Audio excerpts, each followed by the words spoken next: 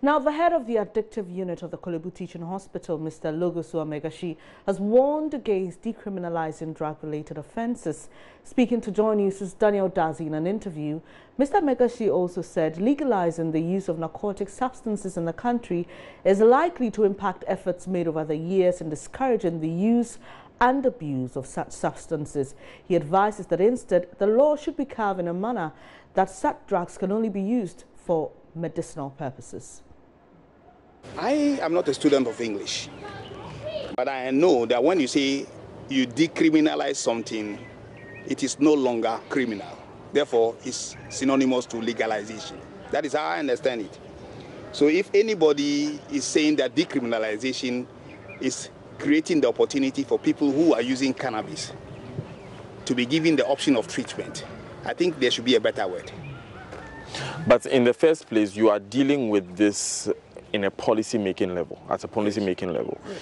At that level, how has this been defined? How has this been presented? Over the years, the possession and usage of these things in our statutory, the laws, was criminal. Mm-hmm. It wasn't put there by those people for no reason. It was for a reason, some of which I have been talking over and over again, because just like we will not allow you to commit suicide, we will not allow you to go sick or to go mad.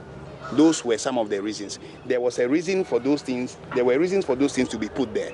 Now, if for any reason we are believing that small smokers and these things, sending them to prisons or prosecuting them and sending them to prison is going to cut a chunk of their progressive life, their youthful life, then we need to have some debate, not an instantaneous thing like this. We need to look at the statistics.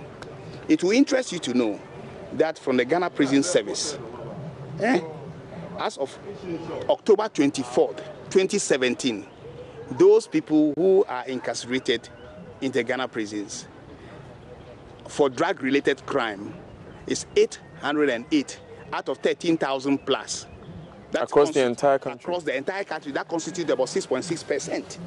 So the argument that our cells are overflowing with drug-related cases are not true. Yes, even the 6.6, the 888 is enough. But let's look at it. I don't believe that they are sent there basically just for possession and smoking. Some of them smoke and create or get involved in other things. We have instances where people have used and assaulted their own children. So we cannot, are we saying that if you smoke marijuana or use drugs and then you have cut the fingers of your child for taking a piece of meat from this thing, we should leave you because you have smoked weed? Are we saying that when you smoke marijuana and then you stab somebody, you should not be prosecuted for stabbing? We need to be very careful. But the argument of decriminalization is that it should be a public health issue, not a criminal issue. People should be treated like they are sick and not that they are willfully doing something wrong. When there is the possibility for differentiating between marijuana use and the consequences of use, that's where we are going to have the problems. From, let's say, for example, you smoked and you went to steal. What did you steal? Is it alcohol? The judges have their discretion.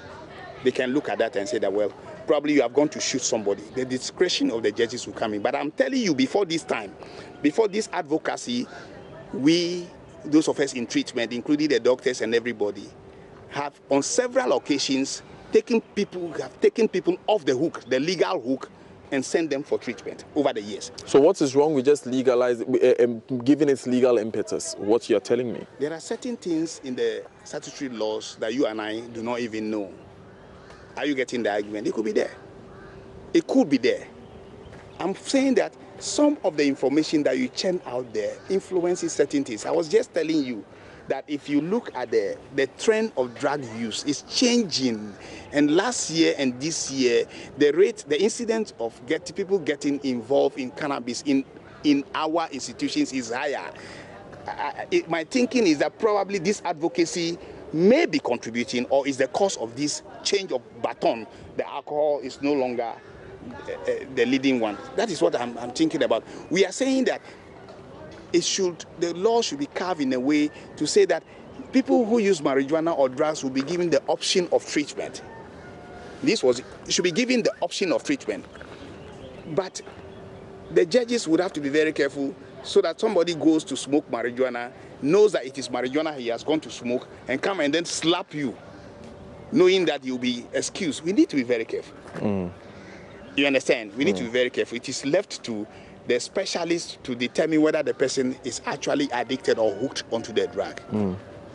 Are you getting that? Right. So, yes, we are not against the giving the option of treatment to people who are having substance use disorders. We are not. The care is what we are talking about. We must be very careful. We must be very careful. Decriminalization, to me, is not bad if it is well understood, if it is well interpreted, if it is well practiced. I don't have a problem. People who smoke marijuana and we think it's against the laws to possess and use must be allowed to have. They must be educated to know that where you are going may be dangerous, so that they are given the opportunity for treatment.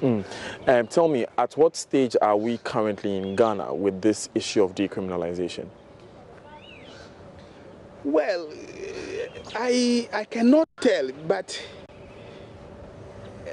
the birds in the air are whispering. We are hearing that if we are not fortunate, this thing may be passed in Parliament soon. We are hearing, but the certainty of it is still there. But I know the good people of Parliament are not to do this. They won't. Right.